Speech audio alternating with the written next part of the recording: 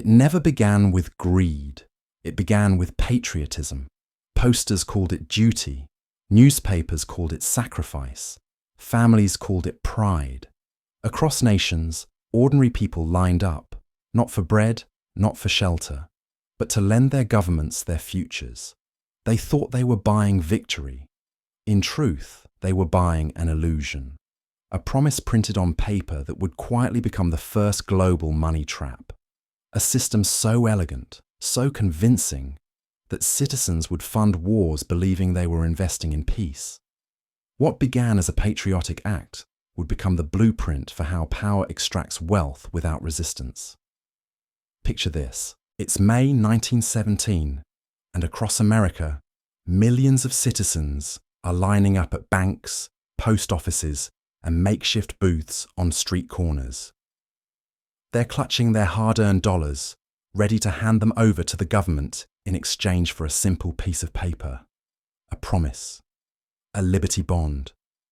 The posters surrounding them scream patriotic slogans. Uncle Sam points directly at them with those famous words, "I want you." But this time, he's not asking for their lives. He's asking for their money. And they're giving it willingly, believing they're funding freedom itself. What they don't realize is that they're participating in history's first truly global money trap. A financial mechanism so powerful, so seductive, that it would reshape how nations fund wars forever. This is empire economics, where history and money collide. And today, we're diving into the untold story of war bonds, not just as patriotic investments, but as the most sophisticated wealth extraction system ever devised. The year is 1917, and America has just entered the Great War. President Woodrow Wilson faces a mathematical nightmare. The war will cost roughly $25 billion. That's equivalent to over $500 billion in today's money. The federal budget at the time? Less than $1 billion annually. Traditional taxation couldn't possibly cover these costs without triggering massive social unrest. Wilson needed a different solution, something that would make citizens feel like heroes while quietly transferring their wealth to the government's war machine. Enter the Liberty Bond. On the surface, it seemed simple. Citizens would lend money to the government at a modest interest rate.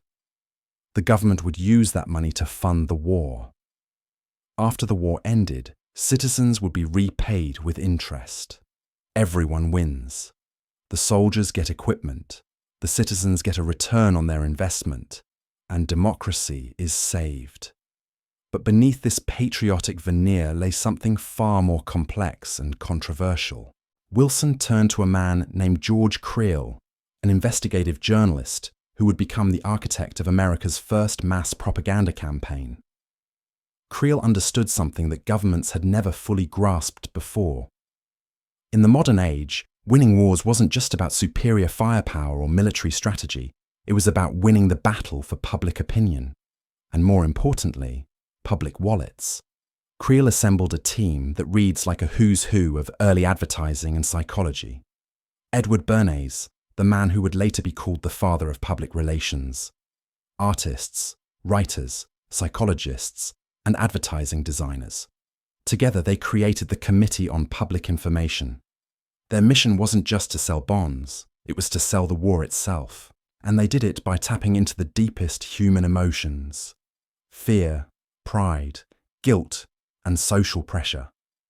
The propaganda machine they built was unlike anything the world had ever seen. 11,000 billboards appeared in over 3,000 cities, all donated by private companies who wanted to appear patriotic. 60,000 women were recruited as volunteer bond salespeople, stationed at factory gates during shift changes. 7 million flyers were distributed on a single day, they called Liberty Day. Department stores like Montgomery Ward and Sears mailed information sheets to millions of farm families. Librarians inserted bond reminders into 4.5 million library books. But here's where the story gets interesting. The psychological techniques they developed weren't just about patriotism. They were about social manipulation on an industrial scale. The posters didn't just show Uncle Sam or the Statue of Liberty. They showed German soldiers threatening American families. They suggested that buying bonds was the only thing standing between civilization and barbarism. They created what psychologists now recognize as artificial urgency and social proof. Citizens who bought bonds received special buttons labeled a badge of honor. These weren't just rewards, they were social markers, designed to identify who had contributed and who hadn't. Neighbors could see at a glance who was doing their patriotic duty and who was shirking their responsibility. The social pressure was immense and intentional. Army pilots performed air shows in small towns across America. Most people had never seen an airplane before. After their aerial demonstrations, pilots would announce that anyone who bought a Liberty bond would be taken for a ride. It was spectacle mixed with sales pitch, wonder combined with financial obligation. Thousands of people lined up, clutching their money, desperate to experience flight and prove their patriotism simultaneously. Celebrity endorsements reached unprecedented levels. Charlie Chaplin, Mary Pickford, and Douglas Fairbanks toured the country, holding massive rallies that felt more like rock concerts than financial seminars. These weren't just famous faces lending their names to a cause. They were skilled performers, using their charisma and star power to make citizens feel that buying bonds was glamorous, exciting, and morally necessary. But what happened next would reveal the true nature of this financial mechanism. The first Liberty bond drive was a disaster. Despite all the propaganda, despite all the celebrity endorsements and social pressure, the bonds were not selling well. They often traded below their par value, meaning investors were losing money from day one. The government's response was revealing. Instead of accepting that citizens weren't interested, they doubled down on the manipulation. Interest rates were raised to make the bonds more attractive. The marketing campaign was intensified. New psychological techniques were deployed. But most tellingly, the government quietly shifted strategy. Instead of relying on individual citizens to fund the war, they began courting wholesale investors and financial institutions. The patriotic rhetoric continued, but the real money was coming from banks, insurance companies, and wealthy investors who understood the game being played. This pattern would repeat in every major conflict that followed. World War II saw the most sophisticated war bond campaign in history. More than 84 million Americans bought approximately $185 billion worth of war bonds. That's almost $1 of every 5 the United States borrowed to fight the war. The scale was staggering, but so was the deception. The bonds were marketed as the greatest investment on earth.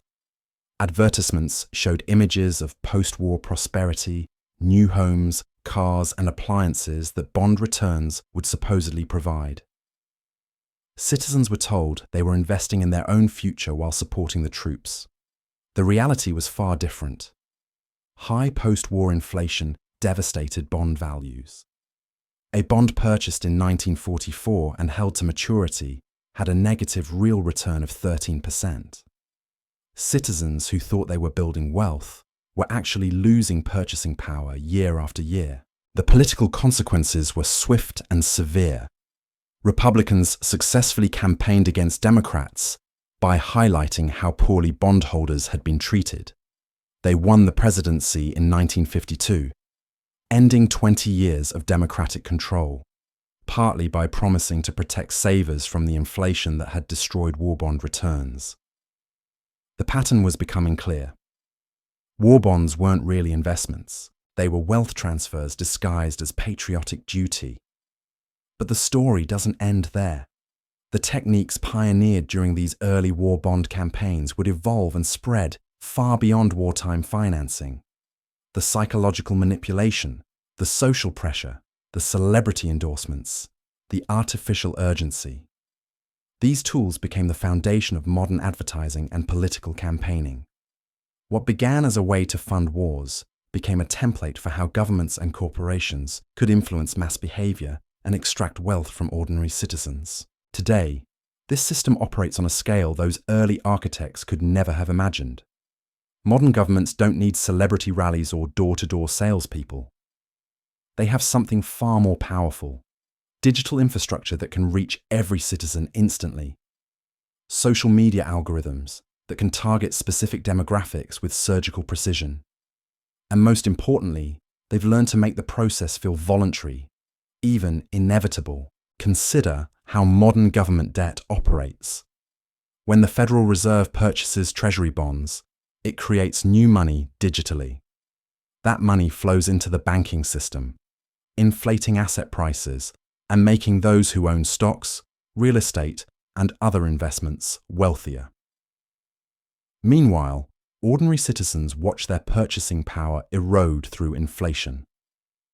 They're funding government spending without ever buying a single bond. The mechanism has become invisible, automatic, and far more efficient than anything Creel's propaganda machine could have achieved. The psychological techniques pioneered during those early war bond campaigns now permeate every aspect of financial and political life. Social proof, artificial scarcity, celebrity endorsements, fear-based messaging. These aren't just marketing tactics. They're tools of mass financial behavior modification, and they work because they tap into the same human emotions that made millions of Americans line up to buy Liberty bonds over a century ago. But here's what makes the modern version so much more sophisticated. The early war bond campaigns were obvious. Citizens knew they were being asked to lend money to the government. They could see the propaganda posters, hear the patriotic speeches, and make a conscious choice about whether to participate. Today's system operates in the shadows of complex financial markets, central banking policies, and economic theories that most people don't understand. When governments run deficits and central banks monetize that debt, the effect is the same as selling war bonds. Citizens' wealth is transferred to fund government spending. But instead of receiving a piece of paper promising future repayment with interest, they get inflation. Their dollars buy less. Their savings lose value. Their wages fail to keep pace with rising costs. It's a war bond program where the citizens never consented to participate and never receive any compensation. The genius of this modern system lies in its complexity and abstraction. Most people can't trace the connection between central bank policy and their declining purchasing power. They don't realize that quantitative easing is essentially a massive bond buying program that dilutes the value of every dollar in their wallet. They don't understand that when governments spend money they don't have, someone has to pay for it eventually. And that someone is always the ordinary citizen. This brings us to a critical realization about the nature of war bonds and their modern equivalents. They were never really about funding wars or economic emergencies. They were about discovering how far governments could push citizens to voluntarily surrender their wealth. The wars and crises were real, but they were also convenient pretexts for testing and refining techniques of mass financial manipulation. The lesson from history's first global money trap isn't about fear. It's about awareness. Every financial system depends on collective trust and individual understanding. When citizens recognize the mechanisms at work, they can make informed decisions about their wealth, their future, and their participation in these grand economic experiments.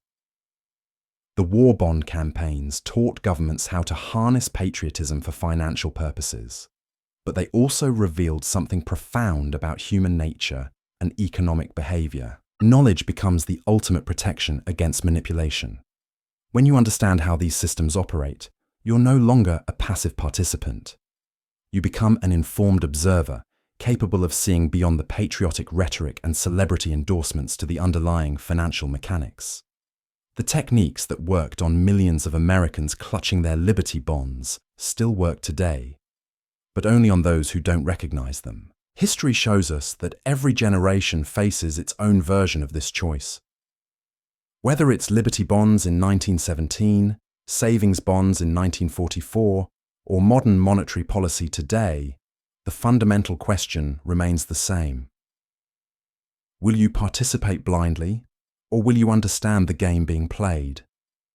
The power of informed decision-making has never been greater, and the stakes have never been higher. This content is for educational purposes only and does not constitute financial, legal, or investment advice. If you enjoy learning how history and money intertwine, subscribe to Empire Economics for more untold stories.